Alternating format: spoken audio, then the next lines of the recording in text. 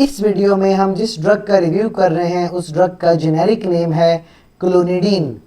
और क्लोनिडीन जो ब्रांड में आती है उसके एक तो ब्रांड है कैपवे जो काफ़ी फेमस ब्रांड है।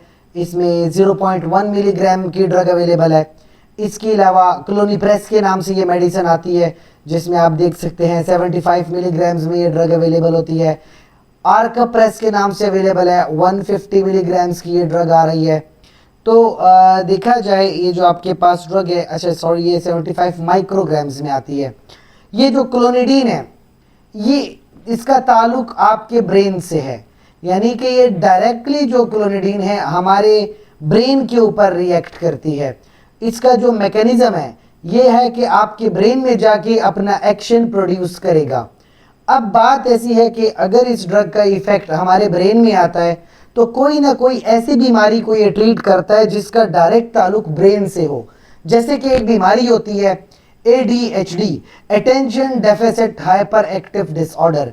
जैसे कि छोटे बच्चे होते हैं तकरीबन 5 इयर्स के या इससे थोड़े से बड़े हो जाते हैं, इसमें एक बीमारी डेवलप होती है ADHD। और अगर इसको ठीक न किया गया तो ये एडल्टहुड में भी चली जाती है, यानी जवानी तक ये बीमारी फिर रहती है।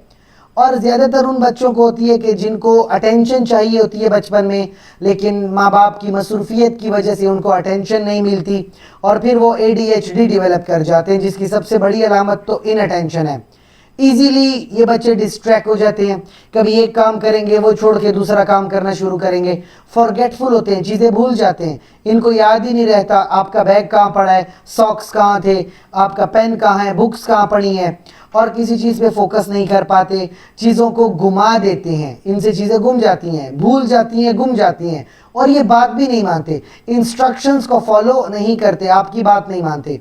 दूसरा, बहुत हाइपर एक्टिव होते हैं, यानी हमेशा कुछ ना कुछ हाथ पैर से करते रहेंगे, जिसको फिडगेट्स कहते हैं।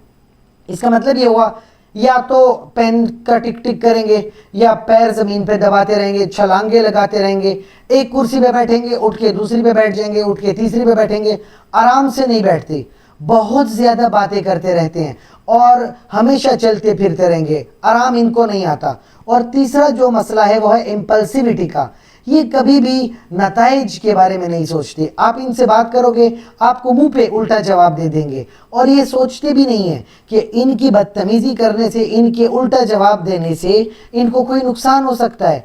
इसके अलावा दूसरे की बात को इंटरप्ट करके अपनी बात बीच में बोलना शुरू कर देंगे और अपनी बारी का इंतज़ार नहीं करते। ये छोटे बच्चे हैं और इनको ADHD जैसा मसला हो जाता है। ऐसे बच्चों में फिर ये ड्रग इस्तेमाल की जाती है। तकरीबन 0.1 मिलीग्राम 0.2 मिलीग्राम की जो ड्रग है क्लोनिडीन, ये इस्तेमाल की जाती है। और ये क्लोनिडीन क्या करती है, इनके ब्रेन में जो हार्मोन है या न्यूरोट्रांसमीटर है नॉरएपिनेफ्रिन, इसको थोड़ा सा कम कर देती है कि इनका ब्रेन थोड़ा सा स्लो डाउन हो जाए और इनको थोड़ा आराम आए। तो स्टार्ट लिया जाता है तकरीबन 0.1 मिलीग्राम से ये ड्रग स्टार्ट की जाती है और अक्सर रात के वक्त देते हैं, इससे अक्सर लोगों को नींद आ जाती है, तो थोड़ी थोड़ी डोज करके देते हैं। 0.1 मिलीग्राम से स्टार्ट करते हैं और इस तरह से फिर 0.2 मिलीग्राम तक जाते हैं, अक्सर रात के वक्त दी जाती है। लेकिन याद रखें अगर किसी को जो है हार्ट रेट का मसला है या ECG में प्रॉब्लम आ रही है, तो ऑलरेडी जिसको ये प्रॉब्लम है, किसी को ब्लड प्रेशर का मसला है, अक्सर उसका ब्लड प्रेशर कम हो जाता है, तो फिर वो ये मेडिसिन इस्तेमाल ना करे। इसके अलावा प्रेगनेंसी में भी ये मेडिसिन अक्सर इस्तेमाल नहीं की जाती है, कैटेगरी C की ड्रग है। और साइड इफ़ेक्ट भी यही है कि नींद ज़्यादा आती है, सिडेशन होती है, माउथ बिल्कुल ड्राई हो जाता है, ब्लड प्रेशर कभी कभी कम हो जाता है, अचानक से हार्ट रेट कम हो जाता है, नब्ज़ नहीं आ रही होती। और जब आप इस मेडिसिन को अचानक से बंद करोगे तो कभी कभी फौरी तौर पे ब्लड प्रेशर बहुत राइज भी कर जाता है।